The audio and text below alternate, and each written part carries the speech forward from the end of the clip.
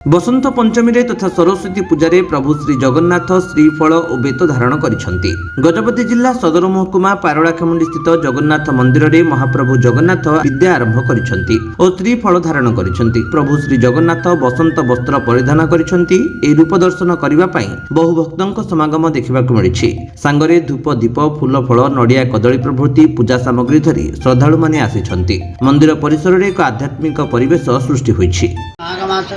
पंचमी हंसलु जगन्नाथ इे हम वसुदेव जन्म है वसुदेव बसंत पंचमी दिन पिला खरी खुआनी बोलिकी सी कर संदीपनी ऋषि आसवे संदीपनी ऋषि विद्या आरंभ करे